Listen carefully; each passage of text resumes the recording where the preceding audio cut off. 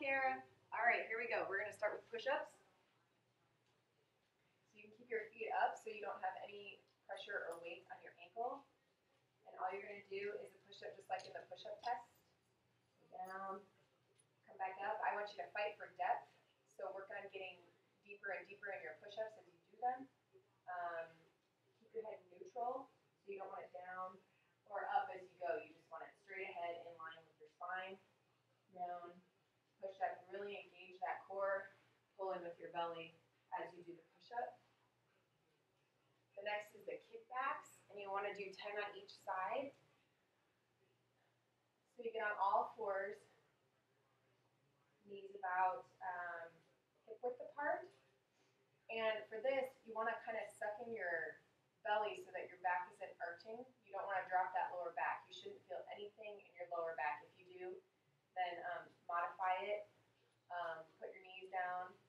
And then for this one, you're just going to take your leg up and bring it back down. You want to keep your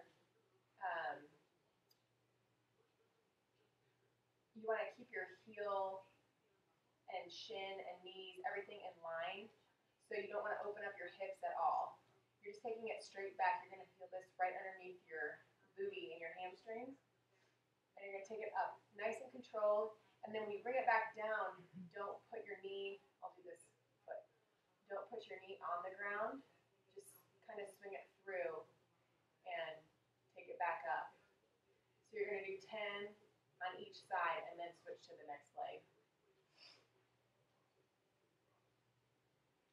Okay, then you're going to do 10 bird dogs.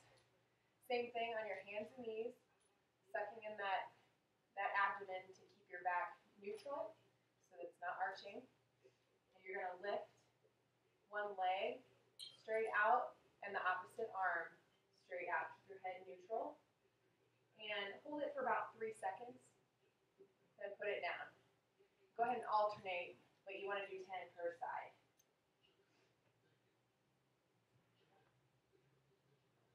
Okay, then the flies with the crunch. Weights. Don't know where my weights are, so we'll use these. Okay. For the flies with the crunch, you want to lay flat on your back. Put your legs up in the air.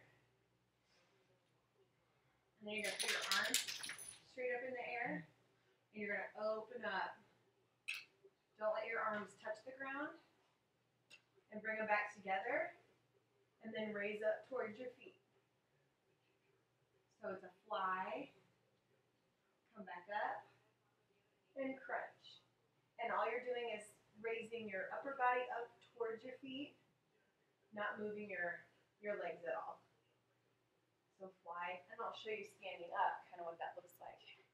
You're just opening your arms out, slight bend in the elbow, keeping them parallel. Okay.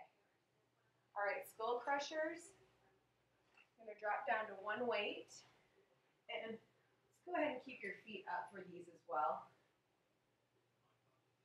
You're going to hold the weight straight up. Now, keeping your elbows forward. You're going to lower the weight down. You don't have to actually touch your head, but just lower it down towards your forehead. And come back up. Okay, the important thing on this, I'm going to show you sitting up, is that as you come back, your elbows don't swing wide like this. So you want your elbows staying in the same position. You come down to your head and you come back up. You want to keep those elbows in line. This is going to be working your triceps, the back of your arms, and you will start to feel it. You can always drop the weights on any of these if it gets too heavy. Okay, then you're going to do 10 scissors per side, and these are slow and controlled.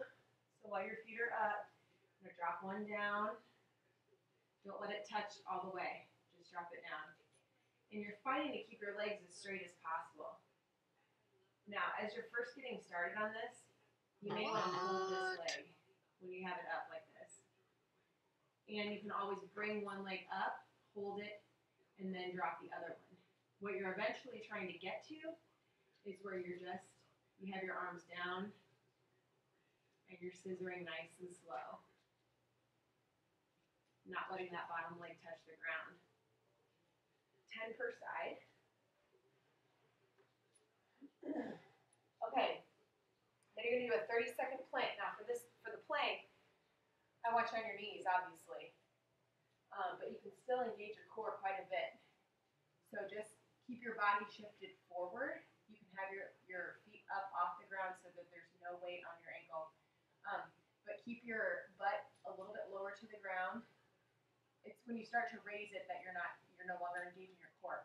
So drop your butt towards the ground, and really pull in with your abs and squeeze through your shoulders and just your whole core, your abs, your hip flexors, all those muscles. Keep all of them engaged for that 30 seconds. If you do start to sink and you're starting to feel it in your lower back, raise your butt up.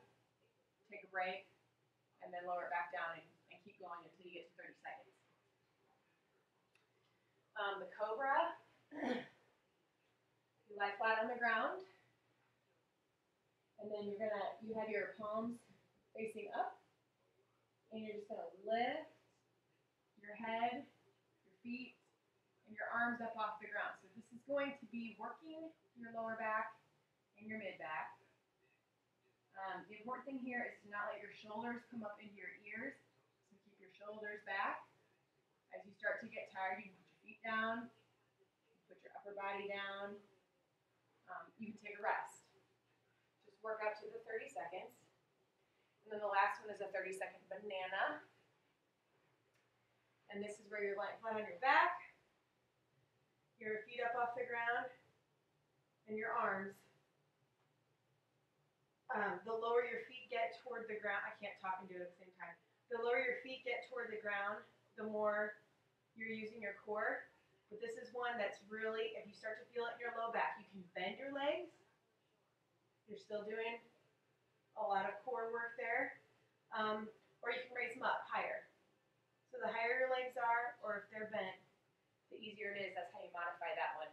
And then you can always just do either the upper half of your body or the lower half. All right.